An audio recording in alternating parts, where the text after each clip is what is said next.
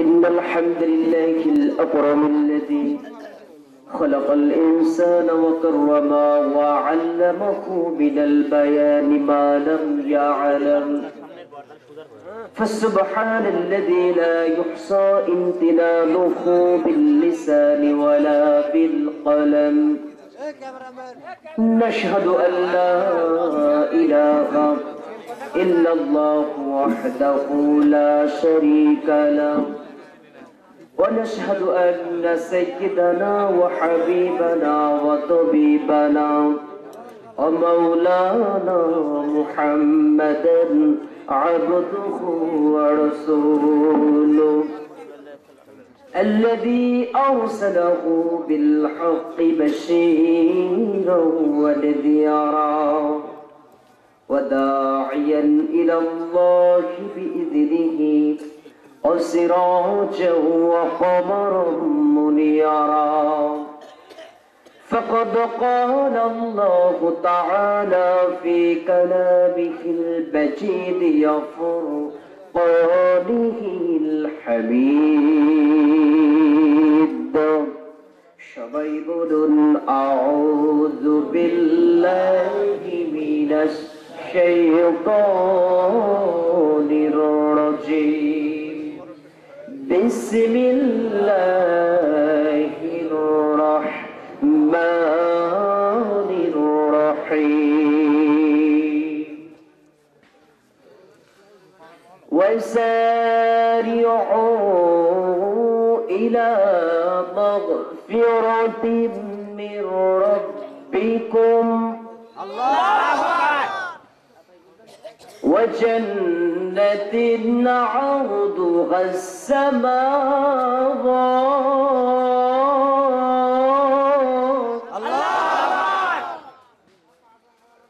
وجنة عرضها السماوات والأرض أعدت للمتقين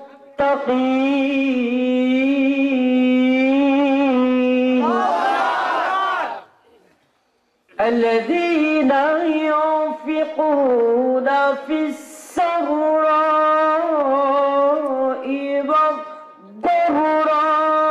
والضراء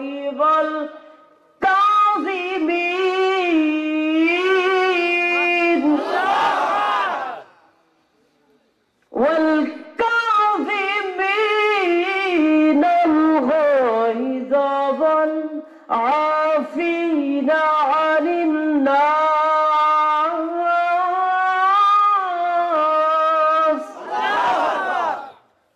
الله يحب المحسنين الله يحب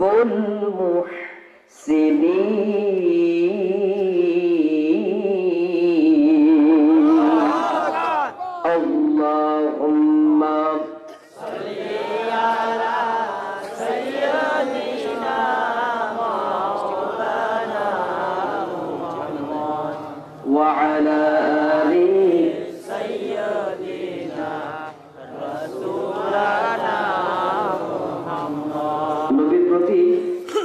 আমাদের ভালোবাসা কম না বেশি? যদি বেশি থাকে হৃদয়ের সবটুকুন ভালোবাসা একত্রিত করে জোর কণ্ঠে বলেন আল্লাহুম্মা সাল্লি আলা সাইয়্যিদিনা মাওলানা মুহাম্মদ ওয়া আলা আলি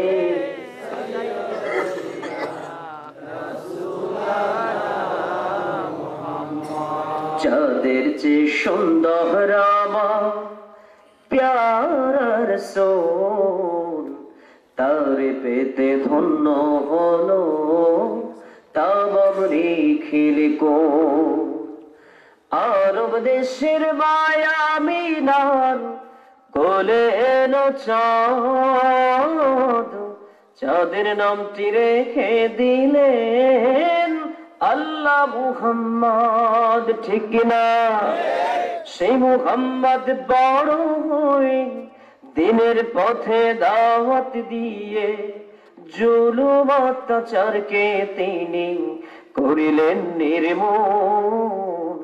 চাঁদের যে সুন্দর আমার প্যারা রাসূল, তারে পেতে ধন্য হলো তামাম রিখির কুল। আল্লাহুম্মা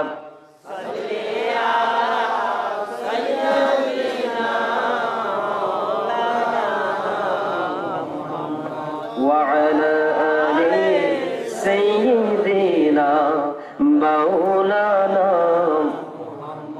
সবাই বলেন বালাগাল উলা বিকামালিহি কাশাফাত দুজা বিজামালিহি হাসানাত জামিউ খিসালিহি সাল্লু আলাইহি وآله بلغ العلا بكماله كشف الدجى بجماله حسنت جميع خصاله صلوا عليه وآله।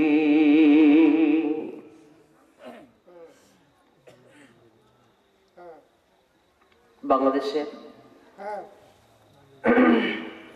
ঐতিহ্যবাহী জেলা পাবনা জেলার অন্তর্গত সাথিয়া থানা গয়েশবাড়ি মধ্যপাড়া জামে মসজিদ এর উন্নয়ন কল্পে আয়োজিত বিরাট এই ইসলামী জালসা, আজকের এই মাহফিলের সম্মানিত মাননীয় অনারেবল প্রেসিডেন্ট শ্রদ্ধেয় জনাব সভাপতি আলহাজ মোহাম্মদ আব্দুর রশিদ প্রামাণিক সাহেব, সাবেক সদস্য ভুলবাড়িয়া ইউনিয়ন পরিষদ, আমি ওনার জন্য দোয়া করছি আল্লাহ ওনাকে দ্বীনের জন্য কবুল করুন, বলছে আমিন।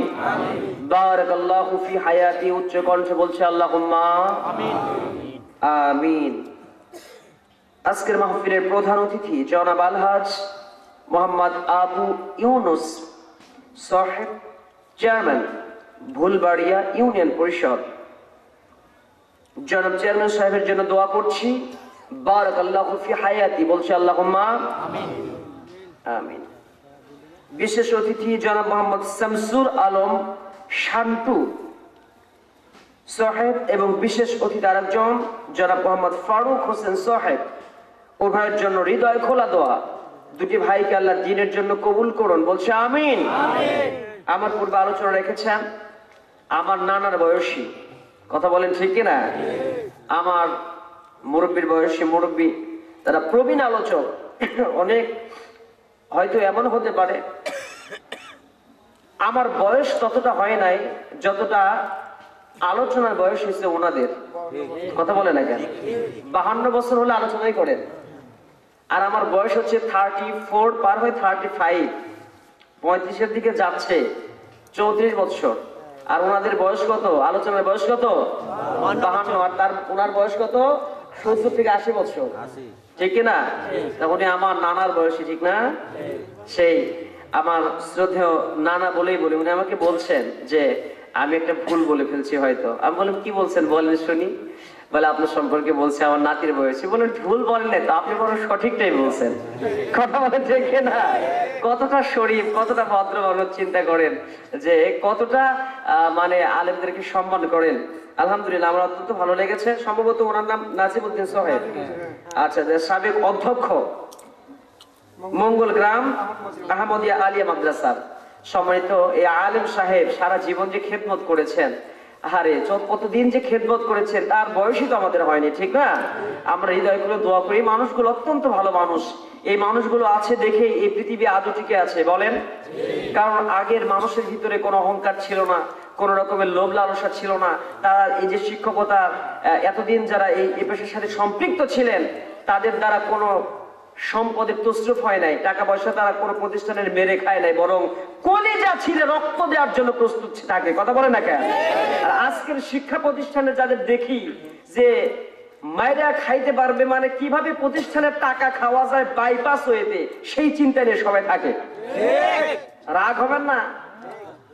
কিছু কিছু আলিয়া মাদ্রাসার কিছু কিছু দাখিল মাদ্রাসা সুপারটেন্ট পর্যন্ত এর কাজ করে, কথা কয় না কেন? আছে না নাই? অনেক সুপারের মাথায় টুপিও থাকে না, সে আবার হুজুর।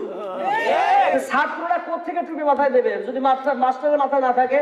রাগ করেন না, আমি তো আলিয়ার স্টুডেন্ট, কিন্তু আলিয়ার বিপক্ষে দুই একটা কথা আমার আছে, আবার কমের বিপক্ষে দুই একটা কথা আমার আছে, কথা কয় না কেন? আমার স্টুডেন্ট, আমি মাথায় টুপি পরি না, আর ছাত্ররে বলে তুই টুপি পরে আসবি, মানবে? কথা কয় না কেন? মানবে? শুনবে? আমি দাঁড়া থেকে প্রস্তাব করে সিগারেট টেনে কয় খবরদার তুই বৈশে পেশাব করবি, সিগারেট খাবি না। কয় স্যার আপনার আগে চেন তোলেন তারপরে আমার কোয়েল, কথা কয় না কেন? মনে হয় বেশি বলে ফেললাম, হ্যাঁ? একটু ল্যাগেট হইলো কথাটা, এরকমই, রাগ করেন না আমার ভাইয়েরা। এজন্য আজকে যে এই যে মানুষগুলোর কথা বলছি, কারণ আমি দেখেছি আজকে যখন নোয়াখালীর শিক্ষকরা এখানে আলিয়া মাদ্রাসা প্রতিষ্ঠা করেছেন, সেখানে যারা শিক্ষকতা করতেন, জবরদস্ত হুজুরের গল্প শুনি, তারা নিবেদিত প্রাণ হয়ে ইসলামের জন্য কাজ করতেন। সে সমস্ত শিক্ষকের কথা শুনলে হৃদয় এমনি বড় হয়ে যায়, তারা দোয়া করলে দোয়া কোনোদিন আল্লাহর কাছ থেকে ফেরত আসে না, কথা কয় না কেন? আর আজকে 14 গোষ্ঠী শুদ্ধ হুজুররা দোয়া করে, একটাও কাজে লাগে না। লাগবে কোত্থেকে? মসজিদ মাদ্রাসার টাকা খায়া সব সাপ, মাদ্রাসার টাকা হারাম খায়া মানুষের অধিকার নষ্ট করে দোয়া করলে দোয়া উল্টা দিকে চলে যাবে। কথা বলে বেশি বললাম? তবে সব প্রতিষ্ঠানের সুপারিনটেন্ডেন্ট মানে ভালো, খারাপ না, কিছু ভালো আছে, যার কারণে আজও শিক্ষা প্রতিষ্ঠানগুলোতে এই ভালো ভালো আলেম, আমির হামজার মতো আলেম, আব্দুল্লাহ আল আমিনের মতো আলেম, আবুল কালাম আজাদ বাশার সাহেবের মতো আলেম, মোল্লা নাজিমের মতো এবং আল্লামা দেরওয়ার হোসেন সাইদি সাহেবের মতো ভালো ভালো আলেম ওই আলিয়া থেকেই বের হয়। কথা বলে গড়ে সবাই খারাপ না, ভালো আছে। দুই একটা খারাপের জন্য কিছু ভালো মানুষের দুর্নাম হয়, কথা কয় না কেন? আসুন আমার ভাইয়েরা, মূল কথা ওইদিকে নয়, আমার আলোচনার সামনে আমার সেই প্রিয় আলহাজ হযরত মাওলানা মোহাম্মদ নাজিমউদ্দিন সাহেব, সাবেক অধ্যক্ষ, ওনার জন্য দোয়া করি। আল্লাহ ওনার সারা জীবন যে দিনের খেদমত করেছেন, প্রবীণ মানুষ, আল্লাহ যেন ওনার আমলটা কবুল করে নিয়ে এই আমল, খেদমতের আমলকে জান্নাতের মাধ্যম বানিয়ে দেন, আমিন বলি। জয় বলছি আল্লাহুম্মা আমিন। আরেকজন আলোচক ছিলেন হযরত আলহাজ হযরত মাওলানা রুহুল আমিন সাহেব, ভাইস প্রিন্সিপাল, অত্যন্ত জ্ঞানী মানুষ, অত্যন্ত পণ্ডিত মানুষ। তার কথায় সবসময় শুধু হাদিসের রেফারেন্স বের হয়, সুবহানাল্লাহ বলেন, মারহাবা বলেন। অনেক এলেমের দরিয়া, অনেক এলেম তার ভিতরে আছে, আলহামদুলিল্লাহ। আমি তার জন্য দোয়া করি, হযরত আলহাজ হযরত মাওলানা রুহুল আমিন সাহেব, কামিল মাদ্রাসার ভাইস প্রিন্সিপাল, আল্লাহ ওনাকে যেন কবুল করেন দ্বীনের জন্য। হৃদয় খুলে দোয়া করি, আল্লাহ কবুল করুন ওনাকে, জোরে বলে আমিন। সারা জীবনের খেদমত কবুল করুন, বলছে আমিন। দূর দারাজ থেকে আগত দিনদার, পরহেজগার, মুত্তাকি মুরব্বিয়ানে একরাম, জাতির শ্রেষ্ঠ সন্তান, ওলামা একরাম, হাফেজে কোরআন, দ্বীনের একান্ত বরিষ্ঠ খাদিম, যুবক ভাইয়েরা, পর্দার আড়ালে বসে থাকা অবলা সরলা মা বোনেরা, সবার প্রতি আমার পক্ষ থেকে জানাচ্ছি মোবারকবাদ, ওয়েলকাম, কনগ্রাচুলেশন এবং সালাম। আসসালামু আলাইকুম ওয়া রাহমাতুল্লাহি তাআলা ওয়া বারাকাতুহু। জানতে চেষ্টা নেব, রাত একটু গভীর হয়েছে, তবুও বলছে আপনারা কেমন আছেন? সবাই ভালো আছেন? আলোচনা শুনতে কি আগ্রহ আছে না আমার প্রতি রাগ হয়েছেন? রাগ হয়নি তো? ভালোবাসা আছে তো? যদি উভয়ের ভালোবাসা না থাকে তাহলে এই রাত্রিতে কথা শুনতে আগ্রহ থাকবে না, কিছুক্ষণ পর ঘুম ধরবে, ঠিক না? আর যদি দুজনের ভিতরে গভীর ভালোবাসা থাকে, আমি যদি বলি আই লাভ ইউ, আপনারা কি বলবেন আমারে? I love you, I hate you. I love you too. Oh, I love you too, না? অনেক টু, কথাটা না কেন? যদি I hate you কোন, তাহলে কি হবে? তাহলে I love you, আপনারা বলবেন I love you too, না? জি মাশাআল্লাহ। তাহলে আমাদের এই ভালোবাসা থাকলে উভয়ের প্রতি কোরআনের জন্য, মান আহাব্বা লিল্লাহ ওয়া আবগাদা লিল্লাহ ওয়া আতা লিল্লাহ ওয়া মানাআ লিল্লাহ ফাকাদ ইসতাকমালাল ঈমান। আমরা কাউকে ভালোবাসবো কাকে সন্তুষ্ট করতে? যদি রাগারাগি হয় কার জন্য হবে? যদি দান করি কার জন্য? দান করব না সেটাও কার জন্য? আল্লাহর জন্য। তাহলে ঈমান পরিপূর্ণ হবে, ঠিক কিনা? এই জন্য আমার ভাইয়ের, আসুন লম্বা কথা না বলে আলোচনার ভিতরে চলে যাই। সে আল্লাহর দিকে, সে আল্লাহ সুবহানাহু ওয়া তাআলার শুকরিয়া জ্ঞাপন করি এভাবে যে মহান মুনিব এত সুন্দর মাহফিল অ্যারেঞ্জ করার তৌফিক দিয়েছেন। যে সময়ে বাংলাদেশে তাফসীর মাহফিল করাটা কষ্টসাধ্য, সো টাফ হয়ে গেছে, কথা বলেন ঠিক কিনা? এর মাঝে যে আল্লাহ আমাদেরকে এই মাহফিলের অ্যারেঞ্জ করার তৌফিক দিয়েছেন, সিজদা অবনত চিত্তে বলে উঠছি আলহামদুলিল্লাহি রাব্বিল আলামিন। রাহমাতুল আলাম নবী মুকাররম সাইয়্যিদুল মুরসালিন খাতামান নবিয়্যিন আশরাফুল আম্বিয়া মরুর দোলারের প্রতি বাংলার এই জমিন থেকে অজস্র অসংখ্য দরুদ সালাম সোনার মদিনায় পৌঁছে দিচ্ছি। দিল খুলে বলেন মুহাম্মদুর রাসূলুল্লাহ সাল্লাল্লাহু আলাইহি ওয়াসাল্লাম। আল্লাহর প্রতি প্রশংসা, নবীর প্রতি দরুদ সালাম শেষ করে যে আয়াতে কারিমা তেলাওয়াত করেছি সেখান থেকে কথা বলবো ইনশাআল্লাহুল আজিজ। পাশে কিছু ছেলেপেলের গুঞ্জন হচ্ছে, এখানে যারা ভলান্টিয়ার ভাই আছেন, আই রিকোয়েস্ট ইউ প্লিজ আপনি সেখানে গিয়ে একটু তাদেরকে সাইলেন্ট করেন, তাদেরকে এখানে আসতে বলেন, এটি বরং ভালো হয়। না হলে মাহফিলে ওখানে কেন গুঞ্জন হবে, এটা ঠিক না, কথা বলেন ঠিক না? ওই আওয়াজটা এ পর্যন্ত একটু একটু আসছে না, ওখান থেকে আওয়াজগুলো এখানে আসছে। যুবক ভাইদেরকে অনুরোধ করি, ভাইয়ের এখানে একটু প্লিজ আসেন, আলোচনা শুনে আমরা অল্প সময় বিদায় হবো, বলি ইনশাআল্লাহ। নেই আলহামদুলিল্লাহ। তাহলে একমাত্র নিছক আপনারা এসেছেন কাকে সন্তুষ্ট করতে? আল্লাহকে সন্তুষ্ট করলে আল্লাহ আমাদের কি দেবে? জান্নাত দেবে। আমরা কিসের লোভে এসেছি? জান্নাতের জন্য। আসুন তার আগে একটু পরিচিত হয়ে নেই। এর আগে আমাকে কেউ কি আলোচনা করতে কোথাও এলাকায় দেখেছেন? কোনোদিনও না? একজনে কেউ দেখেন নাই? কে দেখছেন? কোথায় দেখি? ওই ইউটিউবে দেখছেন? ও তাছাড়া দেখেন না? হয় একবারে লেটেস্ট না, নিউ আননোন পারসন, একবারে একদম নতুন মানুষ আপনাদের কাছে। তো আসুন আমরা কোরআনুল কারীম একটা থাকলে ভালো হতো, কোরআন নাই, একটু কেমন জানে হেজিটেশন হচ্ছে। একটা কোরআন শরীফ আমার সামনে রাখেন, কোরআন পাইলে একটু হৃদয়ে সাহস আসে, কথা কয় না কেন? কোরআন আমাদের হৃদয়, কোরআন আমাদের প্রাণ। কোরআন কার কথা? আল্লাহর কথা। আমার ভাইরা, আজকে যখন তাফসীর মাহফিল আমরা কথা বলি, কিন্তু কিছু কথা বলতে গেলেই প্রতিবন্ধকতা আছে না নাই? আছে। হক কথা বললেই বাধা আছে না নাই? আছে। কোরআনুল কারীমের কথা বলতে গেলেই বাধার সৃষ্টি করে দেওয়া হয়।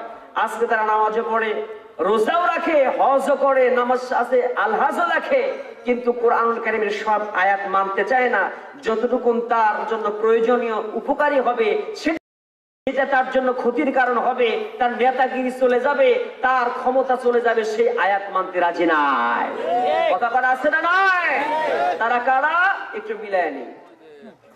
আল্লাহ রাব্বুল আলামিন সুন্দর করে জানিয়ে দিলেন, وَإِذَا قُرِئَ الْقُرْآنُ فَاسْتَمِعُوا لَهُ وَأَنصِتُوا لَعَلَّكُمْ تُرْحَمُونَ। রব্বে কারীম বলেন, যখন তোমাদের সামনে কোরআনুল কারীমকে তেলাওয়াত করা হয়, যখন কোরআনুল কারীমের তাফসীর হয়, ব্যাখ্যা বিশ্লেষণ হবে, কোরআনুল কারীমের আলোচনা হবে, মাহফিল হবে, তখন চুপটি করে বসে থেকে মনোযোগ দিয়ে কোরআন শুনবে। আশা করা যায় তোমাদের জন্য আল্লাহর পক্ষ থেকে রহমত নাজিল হবে। কথাটা কার? আল্লাহ। চুপ করে বসে থেকে মনোযোগ দিয়ে কোরআন শুনলে কি নাজিল হয়? আল্লাহর রহমত। রহমত নাজিল হয়। এইটা আল্লাহর কোরআনুল কারীমের কথা, আল্লাহর কথা। আর এই আয়াতের এর সাথে সম্পৃক্ত একটা হাদিস বলতে চাই, একটু মিলায় নেন। আল্লাহর কোরআনও আছে, হাদিসও আছে, তাহলে এই মাহফিলের এই গুরুত্বটা কম না বেশি? বেশি। আল্লাহ সুবহানাহু ওয়া তাআলা বিশ্বনবী জনাবে মুহাম্মদুর রাসূলুল্লাহ সাল্লাল্লাহু আলাইহি ওয়াসাল্লামকে সুন্দর করে জানিয়ে দিয়েছেন, আমার রাসূলের মুখ থেকে যে কথাগুলো সেইটা হাদিস, আর সরাসরি আল্লাহর যে কথা সেইটাই হলো কোরআন। ওহি দুই প্রকার, ওহি মাতলু, আরেকটা হলো ওহি গায়রে মাতলু। কথা বলেন ঠিক না? উভয়টাই মূলত আল্লাহর। আমার রাসূল সাল্লাল্লাহু আলাইহি ওয়াসাল্লাম হাদিস বর্ণনা করেছেন, আবি সাঈদ খুদরি রাদিয়াল্লাহু তাআলা থেকে বর্ণিত, লা ইয়াকুদু কওমুন ইয়াযকুরুনাল্লাহা ইল্লা হাফাতহুমুল মালায়েকা ওয়া গাশিয়াতুহুমুর রাহমা ওয়া নাযালাত আলাইহিমুস সাকিনা ওয়া যাকারাহুমুল্লাহু ফী মান ইনদাহু মুত্তাফাকুন আলাইহি। জোরে জোরে বলেন আল্লাহু আকবার। বিশ্বনবী বলেন, লা ইয়াকুদু কওমুন, যদি কোন সম্প্রদায় একত্রিত হয়ে সুন্দর করে কওমুন ইয়াযকুরুনাল্লাহ, আল্লাহ রাব্বুল আলামিনের নাম স্মরণ করে, জিকির করে, ইল্লা হাফাতহুমুল মালাইকা, আল্লাহ রাব্বুল আলামিনের রহমতের ফেরেশতা তাদের জন্য আসমান থেকে নাজিল হয়ে যায়। ওয়া খাশিয়াতুহুমুর রাহমাত, রহমতের চাদর দ্বারা তাদেরকে সুন্দর করে ঢেকে রাখা হয়। আর ফেরেশতারা তাদের চতুর্পাশে ঘিরে রাখে।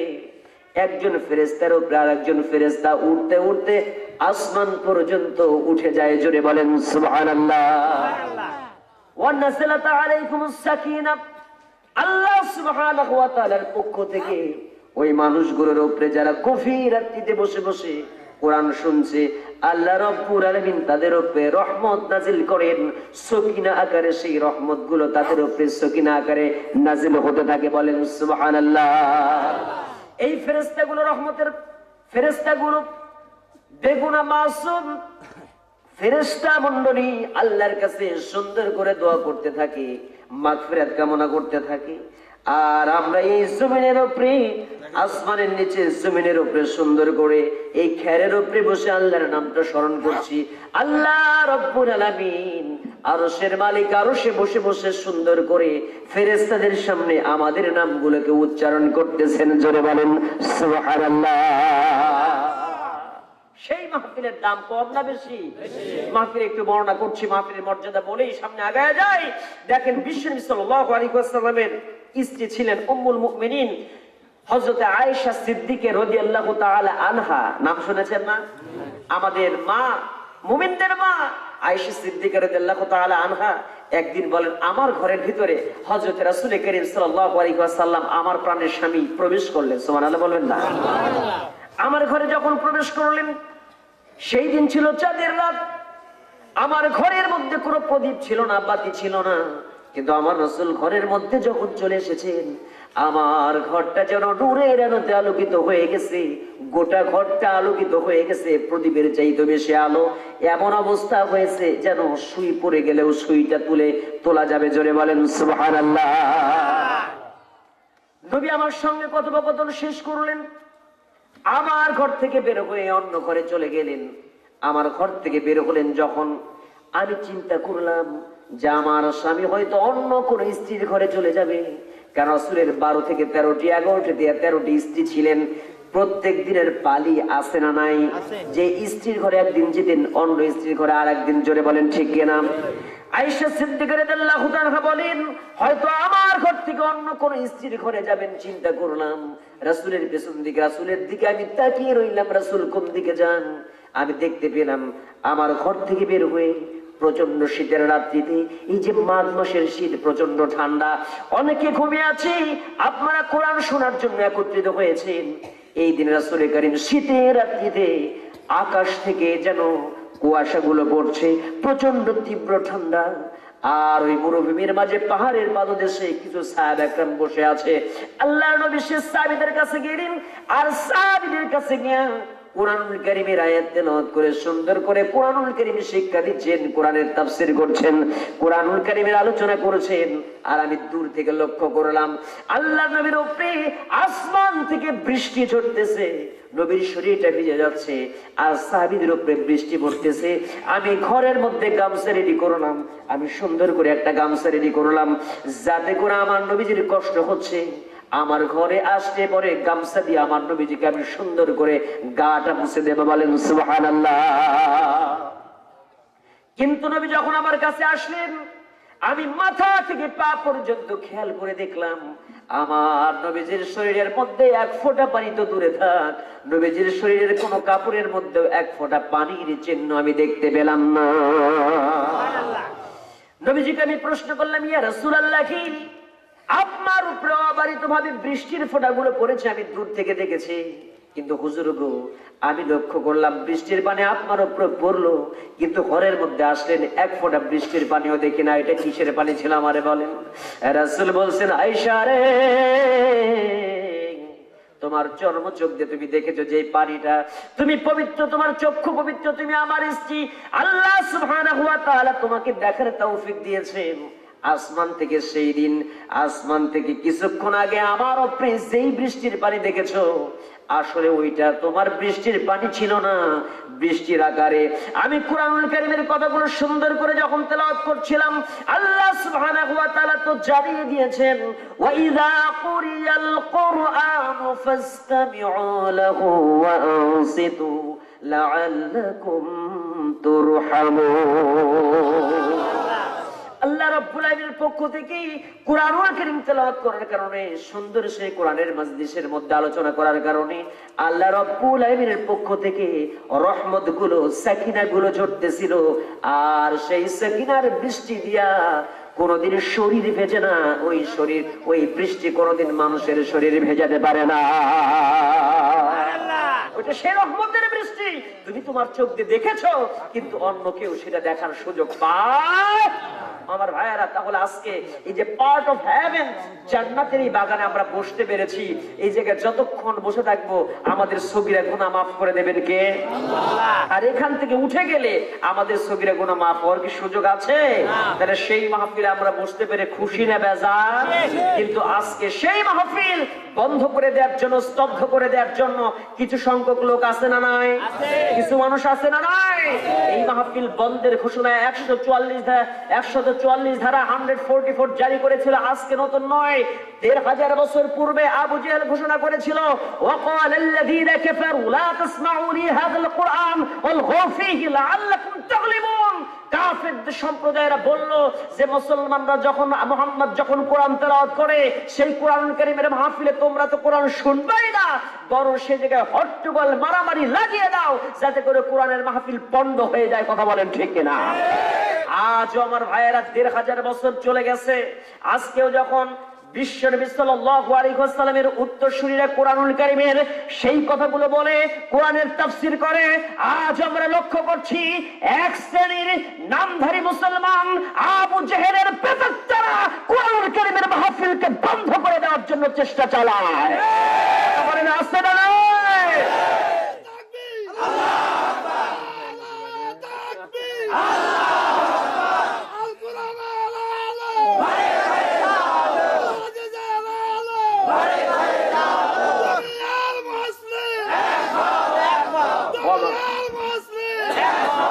আলহামদুলিল্লাহ।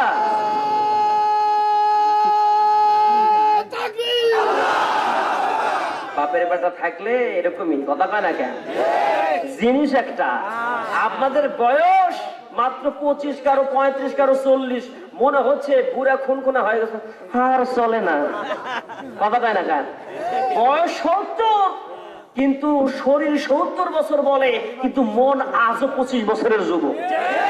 কথা বলে এই সমস্ত মানুষেরা তো উহুদের বদর প্রান্তরের ময়দানে ঝাঁপিয়ে পড়ে বাতিলের মোকাবেলা করে ইসলাম বিজয় করেছে। কথা বলে না কেন? আমার ভাইয়েরা, এরকম মধ্যে মুজাহিদ হওয়া লাগবে। জোরে বলেন, কথা বলেন ঠিক কিনা?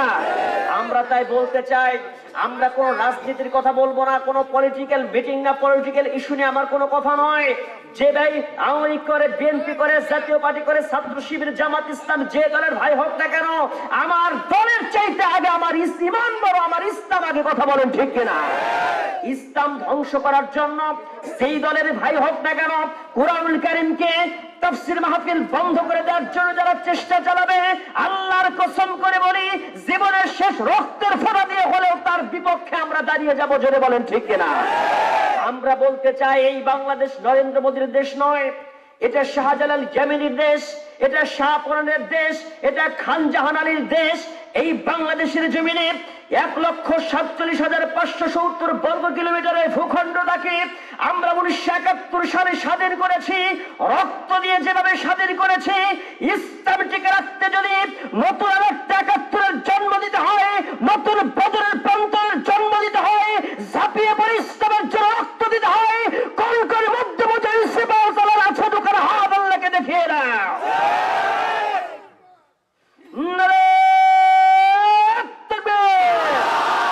আল কোরআনের আলো, আল হাদিসের আলো, দুনিয়ার মুসলিম জোরে বলে আল্লাহুম্মা আমিন। কষ্ট হয়? ভয় পাচ্ছেন? হ্যাঁ, অসুবিধা আছে? আপনারা তো এমন একটা গ্রামে, এমন একটা শহরে, এমন একটা জেলায়, এমন একটা থানায় বসবাস করেন, যেই থানার মানুষগুলো, যেই থানার ফুলগুলো গোটা পৃথিবীতে সুবাস ছড়িয়ে আজকে তারা জান্নাতি ফুল হয়ে এই মাটির নিচে শুয়ে পড়েছেন। কথা বলে না কেন? এলাকার মানুষ, গোটা পৃথিবীর মানুষ চেনে। সাথিয়ার মানুষদেরকে যদি জাতীয় পাখি যদি জানতো, দোয়েল যদি জানতো সে জাতীয় পাখি, তাহলে বুঝতো। কথা বলেন ঠিক কিনা? দোয়েলের নাম জাতীয় পাখি, কিন্তু দোয়েল আজীবন জানতেও পারবে না, বুঝতেও পারবে না। দোয়েল জানেই না সে জাতীয় পাখি, তাহলে তো ঘরে বসে বসে খাইতো। কথা কয় না কেন? তো আমার ভাইয়েরা, সাথিয়া অঞ্চলের অনেক মানুষ জানে না যে তাদের মর্যাদা কোথায়, তারা কোন এলাকায় বসবাস করে, আর এই জায়গায় কোন মানুষটা ঘুমিয়ে আছে। কথা বলে জান্নাতি মানুষ, এপারে মৃত্যু, ওপারে জান্নাত তার ঠিকানা। কথা বলেন ঠিক কিনা? আমার ভাইয়েরা, সেই মানুষগুলো ইসলাম টিকে রাখার জন্য যেভাবে জীবন বিলিয়ে দিয়ে গেছেন, আপনাদের কি সেভাবে বিলিয়ে দেওয়ার প্রয়োজন নেই? সেভাবে বিলিয়ে দেওয়ার প্রয়োজন নেই?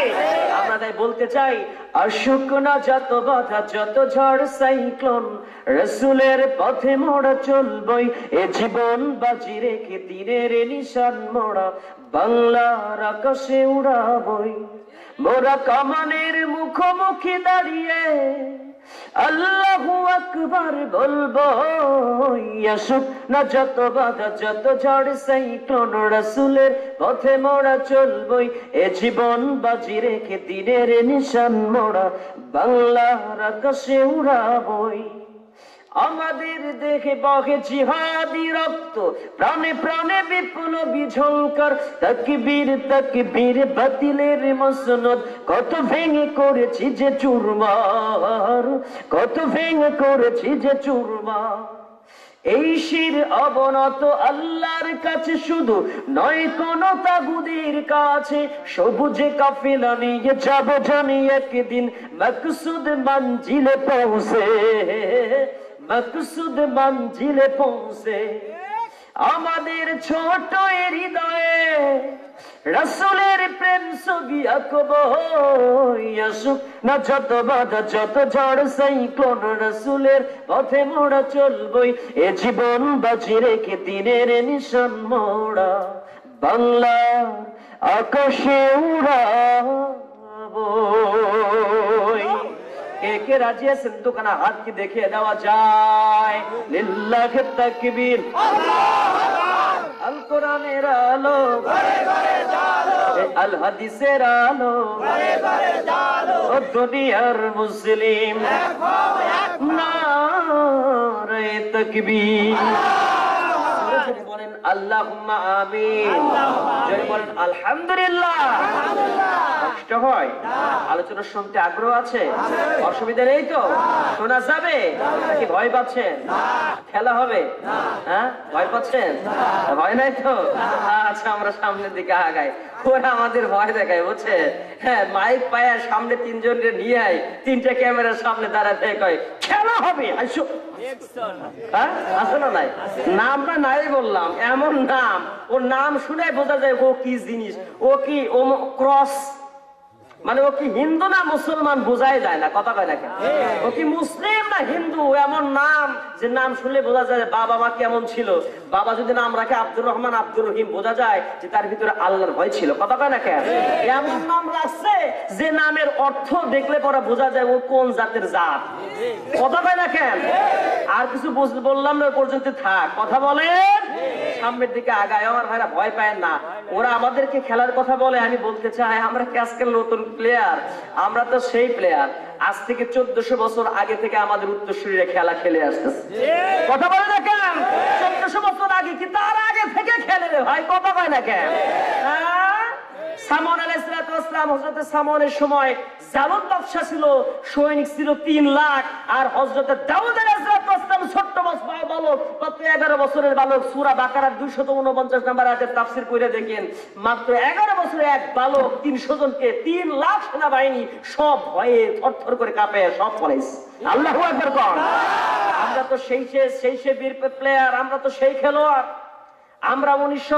আমরা আজ থেকে 1500 বছরের সাহাবা একরাম, মাত্র 313 জন সাহাবা একরাম 1000-এর বিরুদ্ধে খেলেছে বদর প্রান্তরে।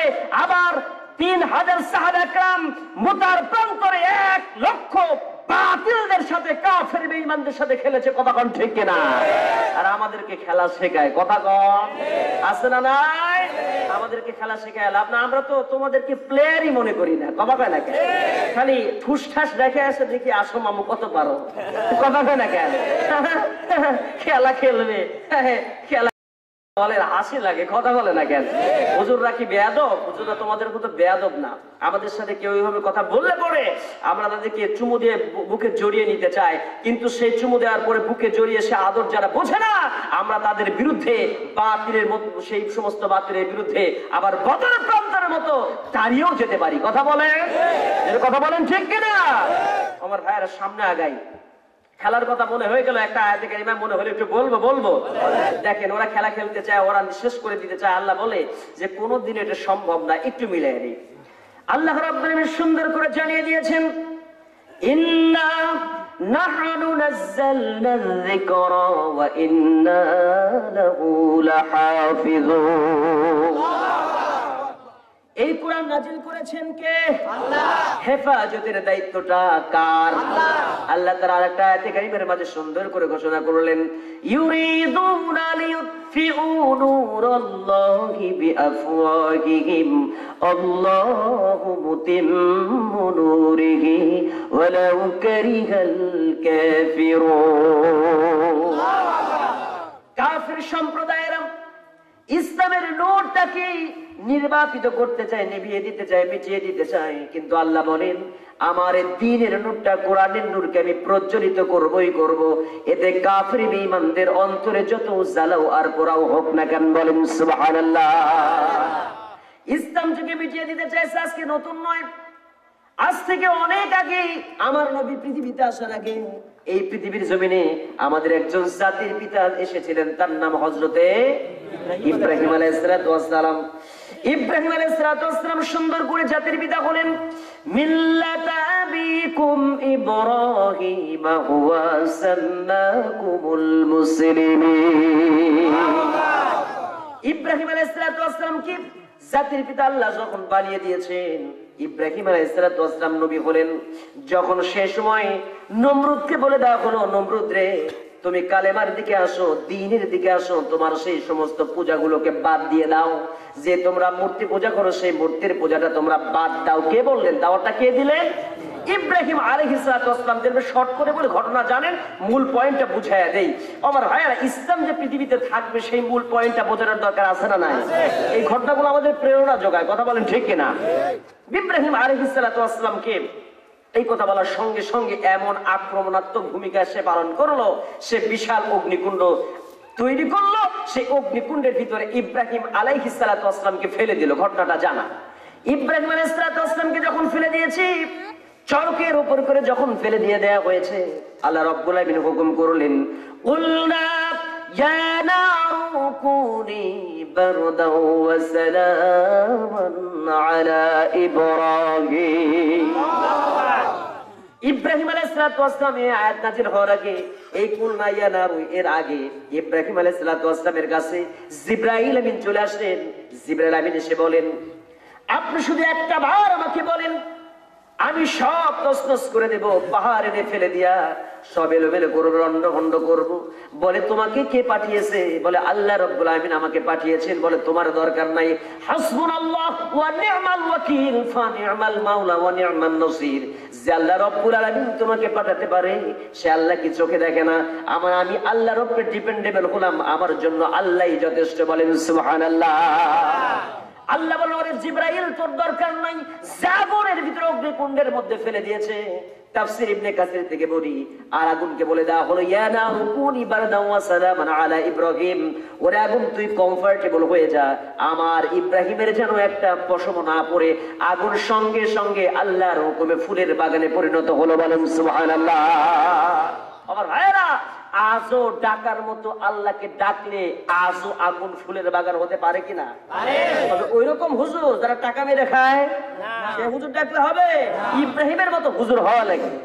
খালি হুজুরের আবার দোষ দিয়ে না, সেই রকম বান্দা হওয়া লাগে। ইব্রাহিম আল্লাহর বান্দা, কথা কয় দেখেন, আপনিও আল্লাহর বান্দা, আপনি ডাকলে কাজে লাগে না, ইব্রাহিম আলাইহিস সালাম ডাকলে কাজে লাগে।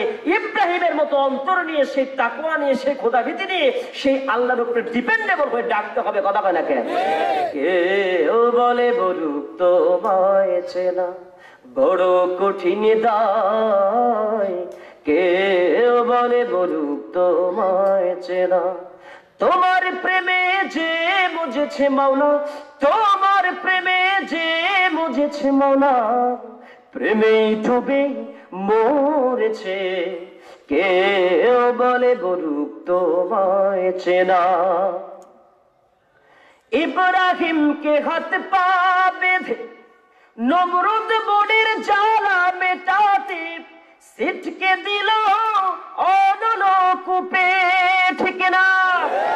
ইব্রাহিমকে হাত পা বেঁধে নমরুদ বনের জ্বালা মেটাতে সিটকে দিল অনলকূপে, তুমি সেই অনলে ফুল ফুটাইলে, সেই অনলে ফুল ফুটাইলে নিখুঁত কণা কৌশলে, কেউ বলে বলুক তোমায় চেনা বড় কঠিন দায়, কেউ বলে বলুক তোমায় চেনা।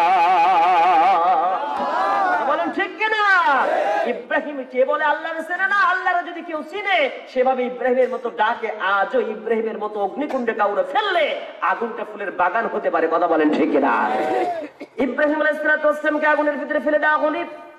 তাফসীর ইবনে কাসিরের মধ্যে এসেছে 40 দিন পর্যন্ত আগুন যখন ঠান্ডা হয়ে গেছে, ওই এলাকার যত মানুষ আগুন দিয়ে খাবার জাল করবে, খাবার তৈরি করতে যায়, কোন আগুন আর ক্ষমতা রাখে না। আগুনের ক্ষমতা শেষ হয়ে গেছে, শেষ করে দিয়েছেন কে? খাবার গরম করা যায় না, রান্না করা যায় না, সব আগুনের তেজ ঠান্ডা কে করছে? আল্লাহ। নমরুদের গোষ্ঠী সব দেখায়, দেখেন হলোটা কি? সব আগুন ঠান্ডা। কোনো কোনো বড়টা পাওয়া যায় যে এলাকায় কোনো আগুন দেওয়ার সে কোনো কেউ কিছু কাজ করতে পারতেছে না। তুই আগুন দিয়ে ইব্রাহিমের মারবি, তোদের সব আগুন ঠান্ডা করে দিলাম। জোরে বলেন আল্লাহু আকবার। আল্লাহ ইব্রাহিম আলাইহিস সালাম আগুন থেকে বের হলেন। আগুন থেকে বের হওয়ার পরে ইব্রাহিম আলাইহিস সালামকে দাঁড় করিয়ে নমরুদ বসে আছে তার সিংহাসনে। এবার ইব্রাহিমকে বলে, কাম হিয়ার। ইব্রাহিম এদিকে মনে মনে আটতেছে, ফোন দিয়ে আটতেছে যে ইব্রাহিমকে আগুনে ফেলি মরে না, কোনোভাবে ইব্রাহিমকে মারা যাচ্ছে না, তাহলে মনে হয় ইব্রাহিমকে এভাবে আমরা মারতে পারবো না। মূলত ইব্রাহিমের মূল শক্তি পাওয়ার হাউস কোথায়? ওই পাওয়ার হাউসে যদি আমরা অ্যাটাক করি তাহলে সেটা ধ্বংস করলে ইব্রাহিমও শেষ। কথা কয় না কেন? যেমন ওই দৈত্যের মতো কিছু দৈত্যের কাহিনী শোনেন না, যে ওই দৈত্যের রুহুটা দৈত্যের শরীরের মধ্যে না, ওরে একবার মারে খতম করে আবার জন্ম হয় রক্ত থেকে। কিছু কাহিনী আছে না এরকম, ওই যে গল্প আর কি, যে রুহু কোন জায়গায় আছে, কথা কম, রুহু কার মধ্যে? 7 সমুদ্র 13 নদী পাড়ি দিয়ে একটা কুয়া পাওয়া যাবে, কুয়ার মধ্যে একটা ভোমরা আছে বা কিছু আছে, কুয়াটার মধ্যে মাছি আছে, ওই মাছের ঠ্যাং টেনে টেনে মারলে পারে দৈত্য শুদ্ধে মরে যাবে। কতক্ষণ কাহিনী তো এরকম আছে না নাই? এখন নমরুদ মনে করছে যে নিঃসন্দেহে ইব্রাহিম রে এভাবে আগুনেও ফেলে মারা যাবে না, ওরে হত্যা করেও মারা যাবে না। অতএব ইব্রাহিমের রুহু কোন জায়গায় আছে, ওর শক্তি, মূল শক্তি কোন জায়গায়, ওখানে ঘায়েল করলে ইব্রাহিম ও মিনহা খলাকনাকুম ওয়া ফিহা নুঈদুকুম হয়ে যাবে। নাকি কোন কথা কয় না রে ভাই? ওয়াসি বুঝতেছেন না? ইব্রাহিম মারা যাবে, ইন্না লিল্লাহি ওয়া ইন্না ইলাইহি রাজিউন হয়ে যাবে। কিন্তু এইটা ইব্রাহিম আলাইহিস সালামকে ডেকে ডেকে গোপনে শুনতে চায়। বলে, ইব্রাহিম তোমার আগুনেও মারতে পারি না, একটু তোমার কাছ থেকে জানতে চাই, আচ্ছা তোমার মূল শক্তি কে, শক্তি দেয় কি? সঙ্গে সঙ্গে বলতেছি, নমরুদকে লক্ষ্য করে ইব্রাহিম আলাইহিস সালাম বলেন, আমার শক্তি দাতা হচ্ছেন আমার আল্লাহ। ইন্নাল্লাহা আলা কুল্লি শাইইন কাদির। সকল ক্ষমতার মালিক কে? আল্লাহ। সার্বভৌমত্ব ক্ষমতার মালিক কে? সকল ক্ষমতার উৎস কার কাছে? জনগণের কাছে না, ততক্ষণ কার কাছে? আল্লাহর কাছে। ওরে খোদা, বুঝতে পারছে এইবার? এখন নমরুদ বলছে, ওরে হরে রাম ওরে কৃষ্ণ। এবার মূল কাহিনীটা বুঝতে পারলাম। তার মানে তোমারে মারার আগে তোমার আল্লাহরে খতম করতে হবে। তোমার আল্লাহরে ফুটো করলে সব শেষ, তুমিও মরবা। নাকি? জোরে কর না নাউজুবিল্লাহ। আল্লাহরে মারার ক্ষমতা নমরুদের আছে? আছে, ফেরাউনের আছে, আমানের আছে, জো বাইডেনের আছে, ডোনাল্ড ট্রাম্পের আছে, অং সান সু চির আছে, ওই বাংলাদেশের কারো কারো আছে? কথা কয় না কেন? আছে না ভাই? আরে আমরা করোনার চাইতে শক্তিশালী। কিছুদিন পরে দেখা যায় করোনা ঠিকই আছে, ও মিনহা খলাকনাকুম ওয়া ফিহা নুঈদুকুম, চলে গেছে পেজের খাতে। আমরা করোনার চাইতে শক্তিশালী। কি কথা! আচ্ছা বলো তো, করোনা দিছে কে? আল্লাহ। তাহলে মূলত কথাটা কার উপরে বলা হয়? হ্যাঁ, ও শক্তিটা কার শক্তি? এই মহামারী, জলসার, টর্নেডো, সাইক্লোন, আয়লা, নার্গিস, হারিকেন, মুহাসিন, যত যা আছে, এই যে জহরাল ফাসাদু ফিল বাররি ওয়াল বাহরি বিমা কাসাবাত আইদিন নাস, জলে স্থলে যা কিছু এগুলো হয়, টর্নেডো, আর্থকুইক, ভূমিকম্প হচ্ছে, সব একাকার করে দিচ্ছে। এই শক্তিটা কার শক্তি? আল্লাহ। জোরে বলেন কার? আল্লাহ। কোন সরকার যদি বলে যে আমরা জলোচ্ছ্বাস, টর্নেডো, সাইক্লোন, ভূমিকম্প সব মোকাবেলা করার জন্য প্রস্তুত আছি, ওরে বেটা, তুমি জলোচ্ছ্বাস মোকাবেলা করবে, তোমার বাটাম ফাটবে কিছুদিন পর। দেখো কথা কয় না কেন? ও বলে জলোচ্ছ্বাস মোকাবেলা করবে, ও বলে টর্নেডো আর সাইক্লোন মোকাবেলা করবে। এটা আহাম্মক ছাড়া আর কিছু কথা কয় না কেন? আল্লাহর শক্তির সাথে মোকাবেলা করবে, এই কথা বলছিল। আজকে নতুন বলে না, মন্ত্রী মিনিস্টার আজকে বলে না। এই কথার সাথে সরাসরি আবু জেহেলের কথারও মিল আছে, একেবারে নমরুদের কথার মিল আছে। কেমনে বুঝায় দেয়? নমরুদ এগুলো কয়। নমরুদ কি বলে খেয়াল করেন, শেষে একটু খেলা হবে। নমরুদের খেলা একটু খেলাই, কিছুক্ষণ খেলায় নাকি? কষ্ট হচ্ছে আপনাদের? এইবার নমরুদ বলতেছে, ঠিক আছে ইব্রাহিম, বুঝতে পারছি, তাহলে একটা কাজ করা হোক, তাহলে তোমার আল্লাহ তোমার এই শক্তি দেয়, তাই তো? এইবার নমরুদ কি করলো, অনেকগুলো পরামর্শ টেবিলে পরামর্শ করে বলতেছে, আমি তোমাদের সাথে পরামর্শ করতে চাই, আমি বললাম খোদা। ওরে খোদা, তুমি খোদা না হুদা? তুমি যদি খোদাই হয় তাহলে আবার এইগুলো চেলার সাথে পরামর্শ করো, কি করো না? আমারও বিশ্বে অনেকগুলো, সে কি করলো, ওই যে আপনার আকাশে ওড়ে শক্তিশালী কিছু পাখি আছে, নাম তার শকুন। কথা কয় না কি ভাই? আছে নাকি? শকুনকে একত্রিত করেছে, একত্রিত করে শকুনের উপরে একটা তক্তা বিছাইছে, খাটের মধ্যে একটা পালকি টালকে যাই হোক বানাইছে, বানায় হাতে নিছে তীর আর ধনুক। কি নিছে ভাই? তীর আর ধনুক নিয়ে যখন শকুনের উপরে ভর করি, অনেক উপরে যখন উঠে গেছে, নিচের দিকে তাকিয়ে দেখে দেখা যায় না, অনেক শূন্যের উপরে যখন উঠে গেছে, তখন চিন্তা করতেছে, হাই রে, নিচের দিকে যদি একবার আমি খালি পড়ি, এই শকুনগুলো তো আমার না, এই শকুনগুলো যদি একবার হরতাল করে বন্ধ করে দেয়, যার উড়বো না, যদি আমাকে এখান থেকে ধপাস করে ফেলাইয়া দেয়, তাহলে আমার মতো নমরুদের হার হাড্ডিও আমার নেতা, আমার পাতি নেতারা, আমার সেলারা খুঁজে পাবে না। কথা কয় না কেন? ভয় আছে না অন্তরে? তখন ওখান থেকে যা হচ্ছে হচ্ছে, নিচের দিকে তাকায় আর কিছু দেখা যায় না দুনিয়ার, অতএব উপরের দিকে তাকায় পায়ে গেছি, নীল নীল দেখা যায়, এখানে পাইছি, এখান থেকে আল্লাহরে মারবো। ওখান থেকে ধনুক নিয়ে বলেন তো, ওই আসমানটা কার? ও জমিন কার? ও নমরুদ বেটা, ও কার? আল্লাহর সাথে দুশ্মনী। ও নিজেই নমরুদ, আল্লাহর সৃষ্টি, ও আল্লাহর সাথে দুশ্মনী করে। যখন মাসে উপর দিকে তীরটা ছুড়ে দিছে, আল্লাহর ফেরেশতা মিকাইল, ইসরাফিল, যারা আকাশে মিকাইল মেঘ নিয়ন্ত্রণ করে, আল্লাহর ফেরেশতারা বলতেছে, আল্লাহ গো, বেটা নমরুদের কাছে পাইছি, তোমার দুশ্মন, একবার শুধু হুকুম করে দাও, এই বেটারে জম্মের মতো খালাস সানডে মানডে ক্লোজ করে দেই। কথা কয় না কেন? আল্লাহ কয়, দাঁড়া, এখনই সময় হয় না, আরেকটু খেলি, মাত্র সেমি ফাইনাল হচ্ছে, এরপরে কোয়ার্টার ফাইনাল, তারপরে তো ফাইনাল খেলা। কথা বলে না কেন? সেমি ফাইনাল হচ্ছে। এইবার যখন মানে তীরটা মেরেছে, এবার আল্লাহ বলে, ওয়েট এন্ড সি, ফেরেশতারা একটু ওয়েট করে আর দেখো কি হয় শেষ পর্যায়ে। তো আল্লাহ তাআলা ধরে না, একটু ছাড় দেয়, ছোটা কি করে, একটু ঢিল দেয়, ঢিল দেয়, ঢিল দেয়, তারপরে একবারে জম্মের মতো টান দেয়। কথা কন?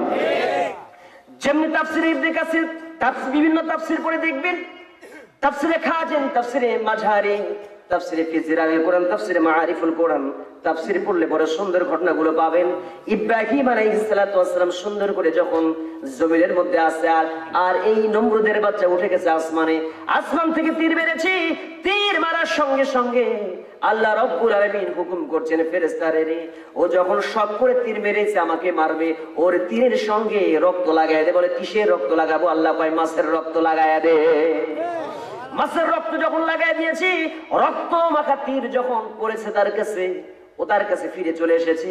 এবার ও চিন্তা করেছে রক্ত যখন বেড়েছে, তীরের সঙ্গে রক্ত আছে, নিঃসন্দেহে ইব্রাহিমের খোদা আল্লাহ আর নাই, আল্লাহ খতম হয়ে গেছে। কি বিশ্বাস, জোরে করে নাউজুবিল্লাহ। আল্লাহর কেউ মারতে পারে? ওয়াল আউয়ালু ওয়াল আখিরু ওয়াল যাহিরু ওয়াল বাতিন ওয়া হুয়া বিকুল্লি শাইইন আলিম। জোরে করে আল্লাহু আকবার। শাইইন আলিমা। আমার ভাইয়েরা, সেই আল্লাহ যিনি চিরঞ্জীব চিরস্থায়ী, কথা বলেন ঠিক কিনা? Universal truth. আল্লাহ তো চিরঞ্জীব চিরস্থায়ী। ওয়াল হাইয়ুল কাইয়্যুম লা তাখুযু সিনাতু ওয়ালা নাওম। তার তন্দ্রাও নাই, তার ঘুমও নাই, তার জীবন, তার কোনোদিন মৃত্যু হবে না, কথা বলেন ঠিক কিনা? আরো বলে আল্লাহরে মারছে, কথা কয় না কেন? ইব্রাহিম আলাইহিস সালাতু ওয়াস সালামের কাছে এসে জমিনে নেমে এসে যখন সিংহাসনে বসেছে, ইব্রাহিমকে ডেকে ডেকে বলে, ইব্রাহিম রে, এই যে দেখো আমি আসমানে উঠে এসেছি, আল্লাহর ক্ষমতা তুমি দেখো, সে আল্লাহরে মেরে আসছি, এই যে তীরের সঙ্গে দেখো রক্ত লেগে আসছে। এই সময় ইব্রাহিম আলাইহিস সালাতু ওয়াস সালামকে বলার পরে ইব্রাহিম আল্লাহর কাছে মেসেজ সেন্ড করে দিয়ে বলে, আল্লাহ রে, নমরুদ বলে তোমার নাকি মারছে। ও আল্লাহ, নমরুদের কথা কি সত্য নাকি? বলে, ইব্রাহিম তোমার কি মনে হয়? বলে, আল্লাহ গো, আমি তো জানি তোমাকে কেউ মারতে পারবে না, তুমি অবশ্যই জীবিত আছো, কিন্তু আমি জানতে চাই তুমি কেমনে, কিভাবে, কি করলা। বলে, ইব্রাহিম রে, ও আমাকে বড় আশা করে মারতে এসেছে, আমার সেই বান্দা, এজন্য আমি ওকে ছাড় দিয়েছি, একটু সময় দিয়েছি, আমি তাকেই মারি নাই, আমি সুযোগ দিয়ে দিয়েছি, দেখি ও ইসলামের পথে, দ্বীনের পথে ফিরে আসে কিনা। ইব্রাহিম আলাইহিস সালাতু ওয়াস সালাম জঙ্গলে চলে গেলেন, নামাজ পড়ে আল্লাহর কাছে দোয়া করলেন। সব কথা যখন জানতে পেরেছেন, বলে, ইব্রাহিম রে, তুমি দ্বীনের দাওয়াত দিতেই থাকো। ইব্রাহিম আবার তার কাছে দ্বীনের দাওয়াত দেয়, কিন্তু যখন দ্বীনের দাওয়াতের কথাগুলো যখন না শোনে, এবার ইব্রাহিম আলাইহিস সালাতু ওয়াস সালামের সঙ্গে ফাইনাল খেলা হবে, নমরুদ ইব্রাহিমের সঙ্গে, ইব্রাহিম আল্লাহর সঙ্গে ফাইনাল খেলা হবে। ফাইনাল খেলা যখন হয়ে যাবে, এই সময় আবার আল্লাহ সুবহানাহু ওয়া তাআলা ফেরেশতা পাঠিয়ে যখন এই নমরুদের কাছে আবার মেসেজ পাঠায়, তাফসিরে ইবনে কাসিরের ঘটনাগুলো পড়বেন, প্রায় 3 থেকে 4 বার ফেরেশতা পাঠায় আল্লাহ তাআলা দ্বীনের কথাগুলো বুঝাইছে। কিন্তু নমরুদ কোনদিন ইন্নাল্লাহা লা ইয়াহদিল কওমাজ যালিমিন, ওই জালেমের কপালে কোনদিন হেদায়েত আল্লাহ লিখে দেয়, হেদায়েত আসবে। ইন্নাল্লাহা লা ইয়াহদিল কওমাল কাফিরিন, কাফের সম্প্রদায় আর জালেম যারা, তাদের অন্তরে কি হেদায়েত ঢুকবে? ফি কুলুবিহিম মারাদুন ফাযাদাকুমুল্লাহু মারাদা, তাদের অন্তরে ব্যাধি, আল্লাহ অন্তরে ব্যাধি আরো বৃদ্ধি করে দেয়, কথা কোন ঠিক কি না? এই সময় ইব্রাহিম আলাইহিস সালাতু ওয়াস সালাম জমিনে আছে। এবার নমরুদকে বলে দেয়া হলো, নমরুদ রে, তাহলে তুই কি করবি? বলে, ইব্রাহিম, তোর আল্লাহর সঙ্গে এবার ফাইনাল খেলা খেলবো, আমার সমস্ত বাহিনী রেডি হয়ে গেছে। এবার নমরুদ যখন তার সমস্ত র‍্যাব, সীতা, কোবরা সব বাহিনী রেডি করলো, আল্লাহ বলে, আমার কোনো বাহিনী লাগবে না, আমি শুধু একটা বাহিনী রেডি করে দিলাম, আমার মশা বাহিনী কই আয়। মশা বাহিনী রেডি, সব রেডি হয়েছে। সকালবেলা সূর্য যখন উঠবে তখন তার যুদ্ধ হবে। সূর্য যখন উঠে গেছে, নমরুদ দেখতে পাচ্ছে ঝাঁকে ঝাঁকে কালো মেঘের মতো করে চলে আসতেছে। এসে প্রথমে নমরুদের যতগুলা সৈন্য ছিল, সমস্ত সৈন্য, র‍্যাব, সীতা, কোবরা, তারপর কি বিজিপি, আর্মি, পুলিশ, যা আছে সিকিউরিটি ফোর্স, সবগুলোর সমস্ত শরীরের গোস্তগুলা খাইয়া শেষ, খালি হাড় আছে।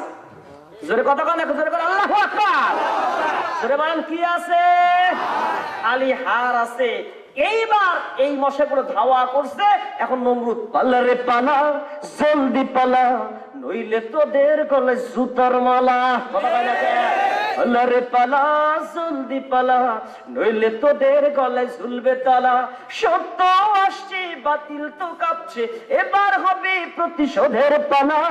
পালা রে পালা, জলদি পালা, নইলে তোদের গলায় জুতার মালা। নমরুদ দৌড়াচ্ছে। নমরুদ যখন দৌড়াতে শুরু করেছে, এবার মশা বাহিনীগুলো যখন তার পেছনের দিকে ছুটতেছে, একটা মশা দেখবেন ঢাকা থেকে যখন এই যে সিরাজগঞ্জ রোড অথবা পাবনা থেকে যখন সুমন দিকে, এখানে একটা ব্রিজ আছে, যে ব্রিজের নাম যমুনা ব্রিজ, কথা বলে না কেন? এখন সেই ব্রিজ হচ্ছে বঙ্গবন্ধু ব্রিজ, কথা বলে না কেন? বঙ্গবন্ধু হোক আর যমুনা ব্রিজ পার হওয়ার পরে দেখবেন গাড়ির ফিগার বেড়ে যায়, কথা কন না কেন? ব্রিজ পার হচ্ছে রে, এখন যত যে জোরে টাইনা ওভারটেক করে ঢাকায় যেতে পারে, আবার নতুন টিপ পাবে, কথা কন? দেখবেন একেবারে এমন জোরে ওভারটেক করে এই গাড়ি ফেলাই দেয় ওই গাড়ি, মানে এই লাগে লাগে ভাব। তারপরে দেখবেন সিয়াকা লেগে একটু এরকম বাঁকা বুকা হয়ে কত ভাবে যে ঢাকায় পৌঁছছে, কথা কন? ঠিক এই মশারা বাহিনী মিছিল করে বলে, আল্লাহ এই তাফসীর থেকে বলছি, মশা বাহিনী বলতেছে, আল্লাহ গো আমাদের দাবি মানতে হবে, মানতে হবে। বলে তোদের কি দাবি? তো নমরুদে আমি খতম করব, আমাকে তুমি আল্লাহর পাওয়ার দাও, আমি নমরুদে মারবো, আমাদের দাবি মানতে হবে। এখন তোদের মতো সুস্থ বাহিনী মশা দিয়ে কে আমি নমরুদে মারবো? কে রে আমার ল্যাংড়া মশা করে কাম হেয়া, ল্যাংড়া বসে তুই আয়। বলে আল্লাহ ল্যাংড়া বসে তুমি অনুমতি দিলা, কারণ কি আমাদের দিলে না? কয় নমরুদরে মারতে আমি হাতি বাঘ ভাল্লুক ব্যবহার করতে পারলাম, কিন্তু না আমি আল্লাহ এত ছোট জিনিস মারতে অত বড় জিনিস ব্যবহার করি না, আমার মশা বাহিনী যথেষ্ট। কথা কন না কেন? আবার কোন মশা? ল্যাংড়া মশা। ল্যাংড়া মশার কাহিনী জানেন? ল্যাংড়া মশা কেন আল্লাহর পাওয়ার পাইলো, আল্লাহ তাকে কেন অনুমতি দিচ্ছে? তার কারণ হচ্ছে এই যখন আল্লাহ সুবহানাহু ওয়া তাআলা হুকুম করেছে, সমস্ত মশাগুলো যখন দৌড় দিয়েছে, সমস্ত মশার আগে দৌড় দিয়ে আল্লাহর হুকুমকে ফলো করে যখন ওভারটেক করে চলে আসতেছিল, বিভিন্ন মশার গায়ের সাথে লাগে তার ঠ্যাংটা ভেঙে গেছে। আল্লাহর হুকুম ফলো করে দ্রুত আসার কারণে জোরে করে আল্লাহু আকবার। আল্লাহ কয়, এই মশারে সমস্ত মশাকে ওভারটেক করে তুই আমার ডাকে সারা দিয়ে নমরুদরে মারবি, দেখে কি আশা করে তাড়াতাড়ি আসতেছিস, আমার কথা ফলো করছিস এভাবে, এতে তোর মর্যাদা বৃদ্ধি করে দিলাম। কিয়ামত পর্যন্ত পৃথিবীর মানুষ নমরুদকে যেভাবে ঘৃণার সাথে স্মরণ করবে, তোর মতো মশা ল্যাংড়া হবার পরে সম্মানের সাথে মানুষ তোর মতো মশাকে উচ্চারণ করবে। বলেন সুবহানাল্লাহ। আমার ভাইয়েরা, তাহলে আজকেও যখন দিনের দাওয়াত দেওয়া হয়, দিনের কথা বলে যখন রাজপথে মিছিল বের হয়, বাতিলের মোকাবেলা করা হয়, দেখবেন সমস্ত মানুষ কিন্তু সামনে যাওয়ার সুযোগ পায় না। কে সেই মানুষের পোশাক হয়তো আপনার নোংরা হতে পারে, দাঁতটা ঠিক মতো বাঁচতে পারে না, সে লোক হয়তো গরিব শ্রেণীর হতে পারে, সে কিন্তু দেখবেন দিনমজুর হতে পারে, কিন্তু দিনের পথের অগ্রপথিক যখন ডাক দেওয়া হয় সবকিছু ফেলে দেখে মিছিলের আগে রক্ত দেওয়ার জন্য প্রস্তুত নিয়ে নেয়। কথা কোন আসছে না? বুঝতে হবে ওই ব্যক্তি ওই মশার মতো শক্তিশালী, আল্লাহর হুকুম ফলো করার জন্য সদা সদা সচেষ্ট হয়ে থাকে। আল্লাহ বলেন ওই রকম বান্দার মর্যাদাও আমি সবার আগে তাকে জান্নাতে দেব। কথা কোন ঠিক কিনা? তার মর্যাদাও আল্লাহ সেইভাবে রেখে দিয়েছেন। জোরে বলেন সুবহানাল্লাহ। আবার ভাইয়েরা, এই মশা যখন সামনের দিকে এগিয়ে গেছে, মশা নাকের ভিতরে ঢুকে গেছে। কোন জায়গায় ঢুকলো? মশা যখন নাকের মধ্যে ঢুকলো, নাকের মধ্যে মশা ঢোকার পরে সেই মশা যখন ভো ভো পো পো করে, তখন মাথার মধ্যে যখন হুল ফুটাইয়া দেয়, তখন মশার যন্ত্রণা যখন শুরু হয়ে গেছে, তখন সে কি করলো? ডিউটি শুরু করলো 9টা থেকে 5টা, 5টা থেকে রাত 12টা, 12টা থেকে সকাল 6টা, মানে সব মাথার উপরে কি করে? কি মারে? কথা কয় না? পাথর মারে, জুতা মারে। কিভাবে জুতা মারতেছে? জম্মের মতো জুতা মারে। মারতে মারতে ওই তার যে রাজসিংহের যে সমস্ত কর্মচারীরা ছিল, তাফসীর ইবনে কাসির পড়ে দেখি প্রায় 350 থেকে 400 বছর জুতার পিটন খায়। কয় বছর? 400 বছর জুতার পিটন খাইতে খাইতে এলাকার লোকজন অতিষ্ঠ। তোর মতো নমরুদ বেটা মরে নাকি? আমাদের ঘুমাতে দিস না, বইয়ের কাছে যাবো, ছুটিও দেয় না। কথা কয় না কেন? আছে না ভাই? বইয়ের কাছে যাবে তাও ছুটি নাই। রেয়াব আমার পাশে থাকো, সীতা তুমি আমার পাশে থাকো, বউ পরে আগে আমি, জীবন যদি না বাঁচে থেকে আবার মারে। কথা কয় না কেন? ছুটি আছে সব সময়, ধুকধুকি আছে না অন্তরে? বুঝলে বুঝপাতা, না বুঝলে তেজপাতা। কত কি কওয়া যায় বুঝে নেন। কথা কয় না কেন? এখন যে অবস্থা হয়েছে, নমরুদ ছুটিও দেয় না কাউরে। এবার জম্মের পিটুনি যখন খাইছে, শেষ খেলা, ফাইনাল খেলা। জোরে বলেন এবার কোন খেলা? ফাইনাল খেলা হবে। যেমনি নমরুদ অসন্তুষ্ট হয়ে গেছে, নমরুদ মশার যন্ত্রণা সহ্য করতে পারে না। এবার পাশে থেকে যখন কর্মচারীকে বলছে, মাথার মধ্যে জম্বের মতো পিটাইতে পিটাইতে রাগ উঠে গেছে, বলি এত জুতার পিটন খাইলি বেটারে, তোর স্বাদ মেটে না মাথার মধ্যে। এবার নমরুদের নমরুদকে মশা যখন ভালো করে হোল ফোটাচ্ছে, এইবার পাশে ছিল একটা খাইটে, একটা লাঠি। খাইটে বুঝুন তো, গরু ব্যাপারে খটখট করে ধাবায় যা ছিল, লাঠি একটা দিছে মাথার মধ্যে, একেবারে বাটাম ফাটাইছে যখন, একবার মশা ভো করে উঠে গেছে। যখন আল্লাহু আকবার, মশা উড়ে গিয়ে আল্লাহর আসমানে চলে গেছে। আমার ভাইয়েরা, আর নমরুদ দুনিয়া থেকে খতম হয়ে গেছে। আল্লাহু আকবার বলেন না? আমার ভাইয়েরা, নব্য নমরুদ যারা পৃথিবীতে আছো, শিক্ষা নিয়ে নাও। আল্লাহর শক্তিকে যারা তুচ্ছ তাচ্ছিল্য করে ছেড়ে নাও। এই পৃথিবীতে আল্লাহর কোরআন ততদিন টিকে থাকবে যতদিন সূর্য আসমানে এই পৃথিবীর মানুষকে আলোকিত করবে। রাতের নিকষ কালো আধার ভেদ করে চন্দ্র যেভাবে বিকশিত হবে আলোকিত করবে পৃথিবীকে, ততদিন পৃথিবীতে ইসলাম টিকে থাকবে। ইসলামের বিপক্ষে যারাই দাঁড়িয়ে যাবে, নমরুদের যেরকম পরিণতি হয়েছে এই পৃথিবীতে নমরুদের উত্তরসূরি যারা তাদের পরিণতির চাইতে ভালো হতে পারে না। কথা বলেন ঠিক কিনা? আরো যারা কথা বলেন ঠিক কিনা? কষ্ট হয়।